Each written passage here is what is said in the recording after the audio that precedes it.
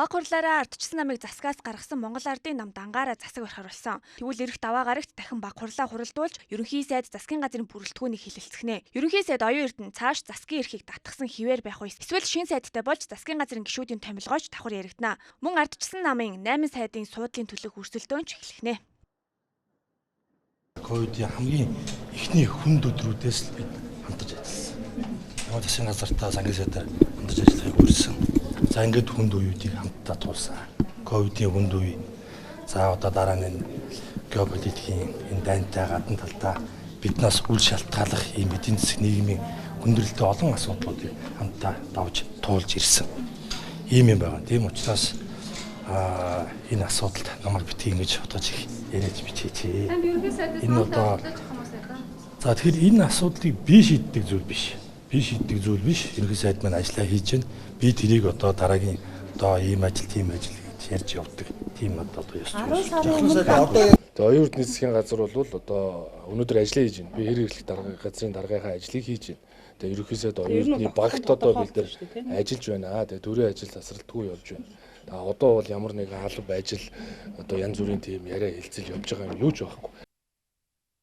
Харин Монгол Ардын намын гишүүд шинэ ерөнхий сайдын асуудлыг ярихад эрт байгааг хэлж байна. Тиймээс баг хурлаар засгийн газрын бүтэц цаашид ямар байх нь тодорхой болох юм.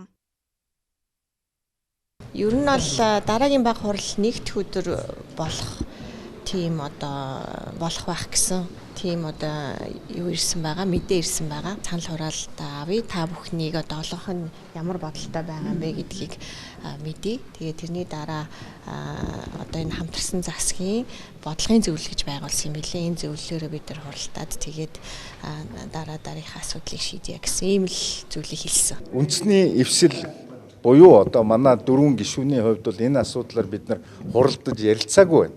Зөв үү? Нэгдүгээр. Хоёрдугаарт манад яг албан ёсоор ямар нэгэн урилга зөв үү? Ямар нэгэн санал ирээгүй байна. Хувь гишүүнийхээ хуваар тийм ээ. Эхлээд хин гэдэг ерөнхий сайд болох юм. Тийм биз дээ. Хин гэдэг хүн одоо хувь хүн улс төрч одоо бага бүрдүүлж ямар төлөвлөгөөгөөр ажиллах гээд байна вэ гэдгийг эхлээд судалж үзчихээж шийдвэр гаргах нь зүйтэй байх гэж бодож байна. Хамтарсан засгийн газар өнгөрсөн 10 сарын хугацаанд эрчим хүч дэд бүтэц зэрэг 14 мега төслийг хэрэгжүүлж эхэлсэн. Тэгвэл Монгол Ардын нам 14 мега төслийг үргэлжлүүлэн аваад явна гэсэн том амбиц байна. Ардчилсан намч 14 мега төсөлд өөрсдийн хувь нэмрээ оруулсан хэмээн хамтарсан засгийн газрын ажлыг тэд дүгнэж байна.